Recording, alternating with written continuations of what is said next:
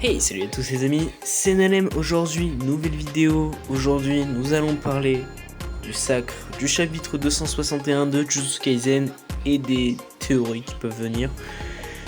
Donc, on va en discuter tranquillou et je vais vous donner mon avis, mes théories, etc.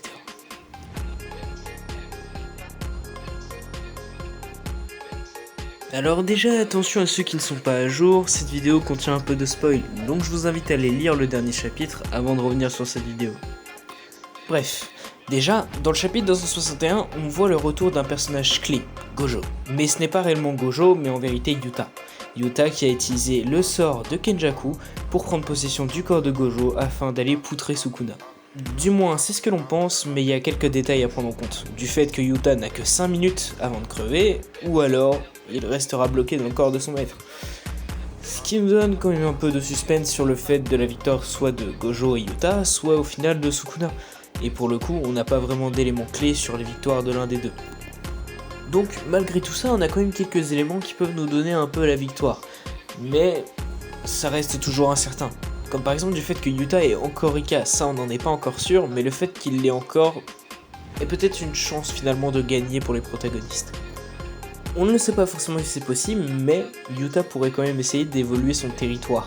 Effectivement, on pourrait se dire qu'il augmente la puissance de son territoire via celui de Gojo, ou alors qu'il peut utiliser les deux à la fois.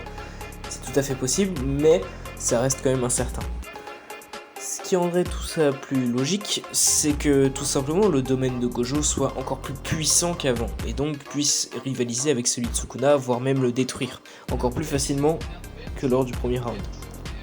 Mais même avec tous les éléments que je vous donne en faveur de Yuta et Gojo, on n'oublie pas quand même du côté de Sukuna. Il a quand même récupéré ses 4 bras, il est presque à pleine puissance, il lui manque juste un doigt et il peut littéralement solo tout le verse. Faut pas non plus oublier Yuji, du côté des protagonistes, qui peut revenir avec son extension, donc pourquoi pas avoir un mélange de 3 extensions différentes contre celle de Sukuna et voir qui va gagner ce fameux duel d'extension. J'ai quand même une théorie. Peut-être que comme Geto à Shibuya a repris le corps de Kenjaku, il est tout à fait possible que, au final, Gojo puisse faire la même. Et du coup, ça nous donnerait quand même une sorte d'expulsion.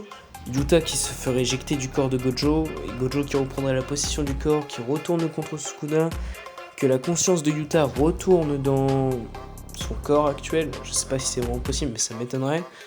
Mais qu'au final les deux meurent à la fin en tuant Sukuna, ça peut être vraiment un remue-ménage et je pense sincèrement qu'il n'y aura jamais de fin à cet anime.